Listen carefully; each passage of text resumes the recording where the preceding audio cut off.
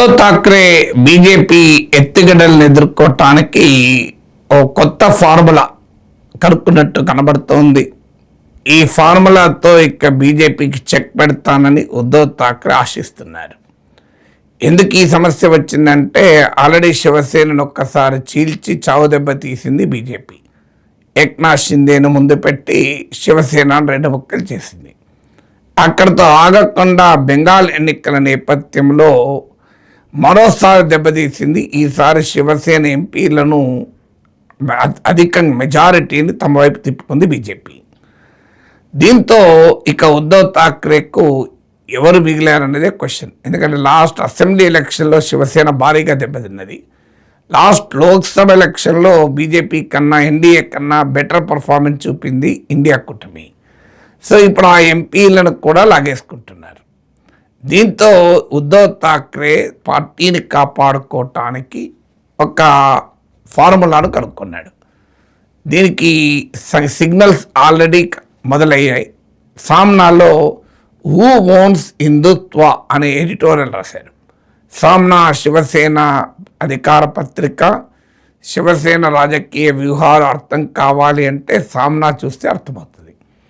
So వారు దేన్ని తీసుకున్నారంటే రామ మందిర నిర్మాణానికి విరాళాల్లో జరిగిన అవినీతి, పెద్ద ఎత్తున రామ మందిరానికి భక్తులు ఇచ్చిన విరాళాలను కొట్టేశారని చెప్పి తీవ్ర ఆరోపణలు వస్తున్నాయి.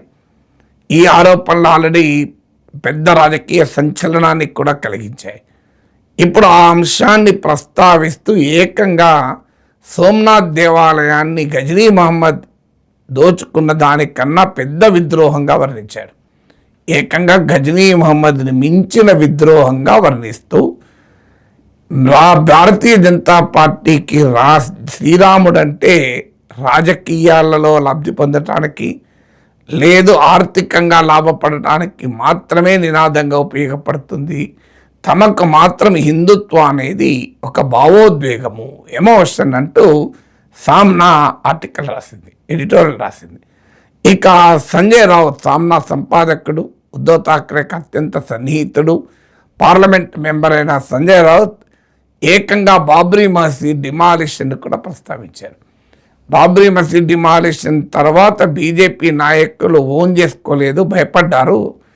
ఎక్కడ లీగల్ కాన్సిక్వెన్సెస్ చట్టాన్ని ఎదుర్కోవాల్సి ఉంటుంది, కేసులు ఎదుర్కోవాల్సి ఉంటుందని. కానీ ఆ సమయంలో బాల్ ఠాక్రే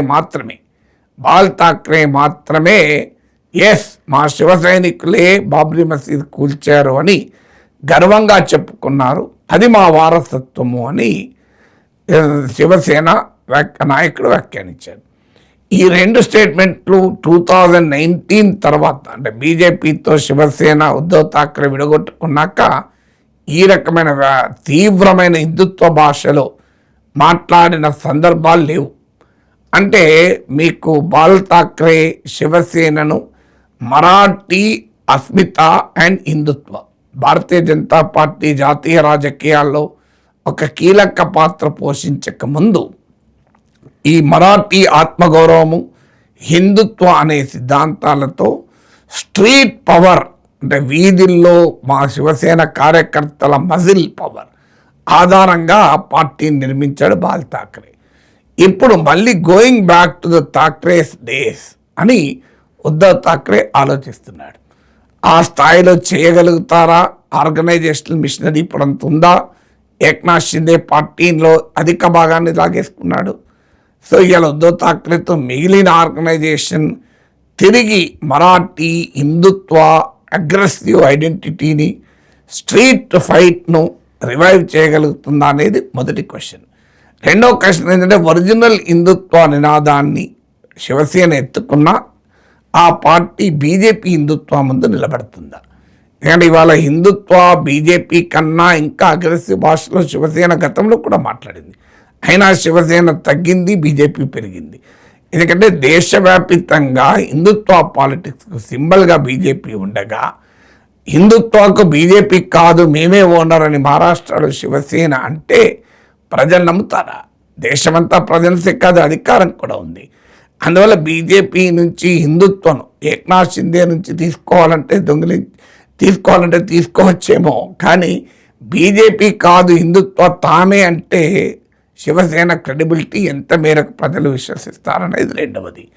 మూడవది, అసలు కొత్తగా వచ్చేది పక్కకు పెడదాం, ఉన్నది పోయే ప్రమాదం ఉంటుంది. 2019 తర్వాత బీజేపీతో విడిపోయి రాజకీయ అవసరాల కొరకు తమ సైద్ధాంతిక విరోధులైన కాంగ్రెస్తో ఎన్సీపీతో ఉద్ధవ్ ఠాక్రే జత కట్టాడు. సో సెక్యులర్ భాష మాట్లాడడం మొదలుపెట్టాడు.